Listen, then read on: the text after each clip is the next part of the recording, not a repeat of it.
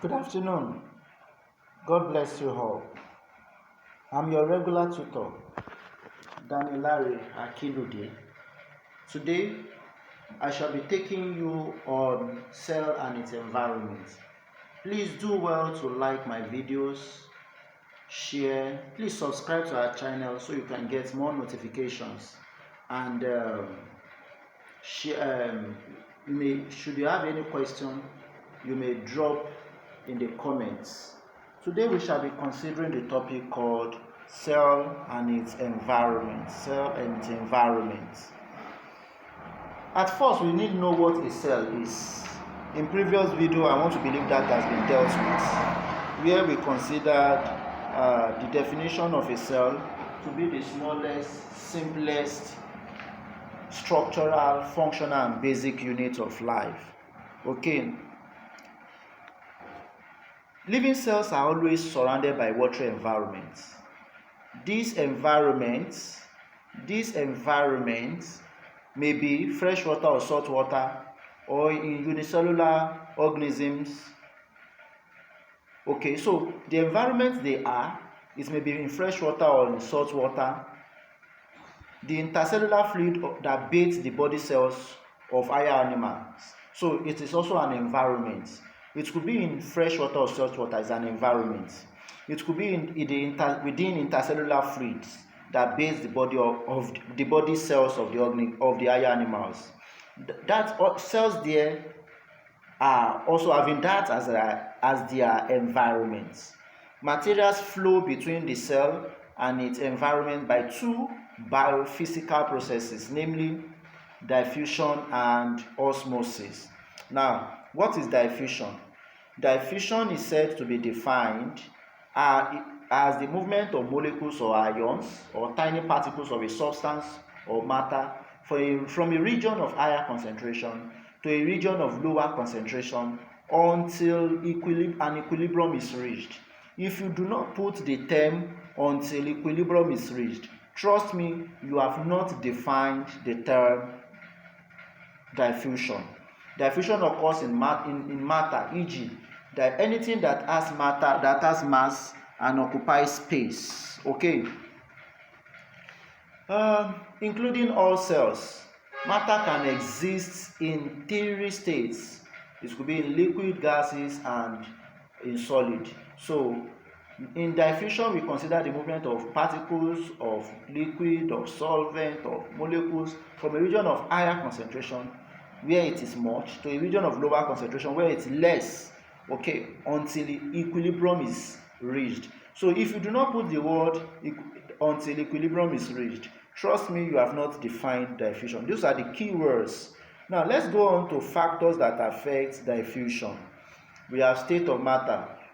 Okay, rate of diffusion is faster in gases than in liquid. The ions or molecule in gases are freer than in liquid and therefore faster. State of matter determines diffusion. Diffusion is very fast, or is the fastest in gaseous states, because molecules of gases are loosely packed, but is fast in liquid, okay, because they are the particles of the solute of liquid, they are loosely packed, okay, at least. But in solid, they are tightly packed. There is no diffusion in solid will take months or years. Okay, molecular size. We are talking of the sizes. The bigger the size, the smaller the rate of diffusion, and the smaller the size, the faster the rate of diffusion. Okay. Now we talk of temperature. High temperature increases the rate of diffusion. The higher the temperature, the faster the rate of diffusion. We will also consider concentration gradients. Okay, when we say concentration gradients, what do we mean? By the term concentration gradients, we mean difference in the concentration in the two regions before diffusion. Difference in the concentration of two regions before diffusion. The greater the difference, in the concentration of the molecules, the greater the rate of diffusion, the greater the difference in the concentration of the molecules. Higher concentration, lower concentration. Now we have an experiment to demonstrate diffusion in liquid. Okay, what is the aim? To demonstrate diffusion in liquid. And what are the materials required? We have beaker, distilled water, pipette, and potassium permanganate or KMnO4 solution. Procedure: you take a beaker and fill it with distilled water. Use pipettes to deliver some quantity of potassium permanganate solution gently at the bottom of the beaker and leave it to stand for few minutes. Observation: the purple color of the potassium permanganate solution starts to spread outside or all over. Finally, the color spread throughout the water medium so that the water have the same shade of purple color, Conclusion: the purple color of KMnO4 are evenly distributed. I told you, until there is an even distribution, you cannot say diffusion as what? As taking place. Okay. Therefore, there is equilibrium, hence diffusion of what? As taking place. Okay. So potassium permanganate is what we use here. Potassium permanganate is a purple salt. When you make a solution of it, you have it. This is what you will have. You can see a pipette or dropper is used here to release the chemical, the solution. You first of all make it a solution of it in water, and that is what you are having there. Okay. Now this is diffusion in gas. Here is diffusion in gas. Okay, where you see somebody spray. If somebody puts on a spray now and comes in, by the time, okay, he waits for some few minutes, because he puts on the spray, okay, everywhere will be smelling of it. That is diffusion. Okay, now let's move on to importance of diffusion in plants. That's what we are going to consider now. Importance of diffusion in flowering plants, or the processes that involves diffusion in flowering plants. Number one is movement of carbon 4 oxide through the stomata of the leaves during respiration. There is movement of carbon 4 oxide through the stomata into the leaves during photosynthesis. The movement of CO2 in and out during respiration and photosynthesis by diffusion. Water vapor leaves the leaf surface of the leaf through diffusion. That is also purely diffusion. I will also like to tell you that the process by which plants absorb water during photosynthesis to manufacture their food is also what? Is also by diffusion. Now, in animals, what are the processes that involve diffusion in animals? Okay, there is intake of oxygen or nutrients from mother to fetus or embryo through the placenta. Gaseous exchange in mammalian lungs during respiration occurs through what? Through diffusion. Okay, amoeba takes in oxygen and gets rid of carbon 4 oxide by diffusion. Movement of carbon 4 oxide from the lungs into the air sac is by what? Is by diffusion. That's by diffusion. Now, osmosis. A living cell is born by cell membrane. This cell membrane is selectively permeable. It's selectively permeable because it allows some materials to go in, and it prevents some materials from getting in. So it allows water and some certain solute molecules and ions to pass through it. As a result, the cell membrane regulates the movement of materials between the cell and its environment. That's what cell membrane does. It regulates the movement of materials. Now, what is osmosis? Osmosis is simply defined as the movement of water molecules from the region of dilute or weaker concentration to a region of concentrated or stronger concentration through a selectively permeable membrane until an equilibrium is reached or attained. Okay, until the concentration of the solution is the same on both sides. Until the concentration is the same either on the stronger concentration or the weaker concentration. So in osmosis, there is always a selectively permeable membrane, okay, that makes it different from what? From osmosis. Now, what are the conditions necessary for osmosis to take place? Number one, presence of selectively permeable membrane, e.g. yam tissue, pawpaw tissue and all those. It's a selectively permeable membrane, so it's going to create a medium, so it's going to serve as what? Selectively permeable membrane that will allow only the solutes to pass in.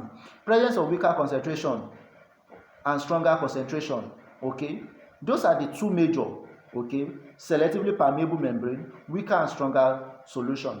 A living cell may find itself in any one of the following media.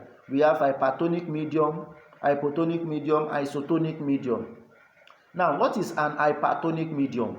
Hypertonic medium, because when we talk of what is an hypertonic solution?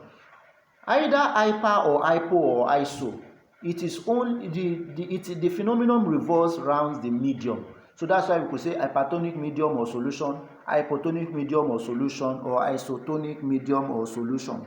So what is hypertonic medium? When the fluid surrounding the cell is more concentrated, that is, it is higher in concentration than the inside of the cell, the medium is said to be hypertonic. The medium is said to be what? Hypertonic. When the fluid surrounding the cell is more concentrated than the inside of the cell, we are considering the fluid the medium. So in such case, the medium is said to be what? Hypertonic. Okay, note, there is a net movement of water molecules out of the cell to its surrounding. Net movement of water molecules out of the cell to its surrounding. Now, in hypertonic solution or in hypertonic medium, where there is a phenomenon that happens there. It is known as exosmosis. Exosmosis, because the medium is higher in concentration than the cell, what happens is that the content in the cell leaves the cell to the medium. So because it's going out of the cell, we call it exosmosis. So in hypertonic solution, exosmosis takes place, and exosmosis is a very dangerous one. It causes the cell to do what? To shrink. Now, hypotonic solution. What's hypotonic solution?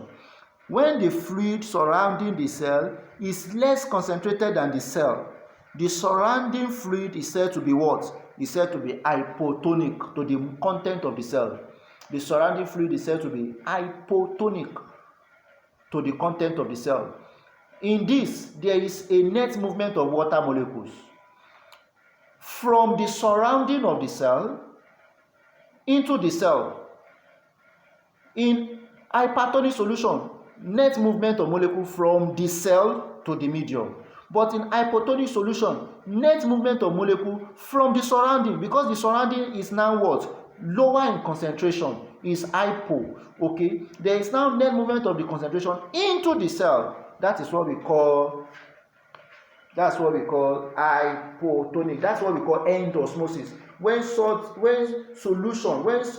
there is movement of water or substance from the outside of the cell, from the medium into the cell, that is what we call end osmosis. End osmosis is not in any way good also. It causes the cell to swell and eventually rupture.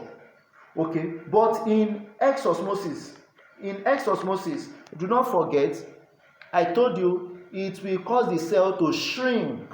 Now let's go to isotonic solution or isotonic medium. Isotonic solution, this is when the surrounding fluid and the cell content have the same concentration. Surrounding fluid and the cell has the same concentration. Hence, they are said to be what? Isotonic. So the surrounding fluid and the cell content, they have the same concentration. So in this, there is no net movement of water molecules in and out of the cell because they are all the same. So to survive and function well, the living cell and the surrounding fluid that bathes it must be isotonic. Isotonic condition is what we need for organism to survive or to be able to maintain an osmotic balance. For us to experience osmotic balance, we need what? Isotonic medium. Okay, so end osmosis and exosmosis can lead to the death of the animal or to the death of the cell Of course, the cell is what makes up the tissue, organs, and what? The system. Now look at, these are types of solution. Description: hypotonic, the solution, a solution which has less solutes than other solution. Isotonic, a solution which has the same, it has the same amount of solutes with another solution. But in hypertonic, a solution which has more solutes than another solution. Now let's consider effect on animal cell. Look at it there. Water enters the cell in hypotonic, that's endosmosis takes place. The cell expands and may eventually burst, condition known as hemolysis, if it takes place in red blood cell. Hemolysis is another phenomenon that takes place in red blood cells. Please, I quickly need to tell you that there are several reactions that take place in the cell environment, but the two major biophysical processes are diffusion and osmosis. Okay, now, but hemolysis is another process that takes place in the environment of the cell. In isotonic solution, what happens? The water molecules move in and out of the cell at the same rate. They move in and out of the cell because they have the same concentration. But in hypertonic solution, contrary is the case. Water moves out of the cell shrink as you have it there, or crenation takes place, or crenation.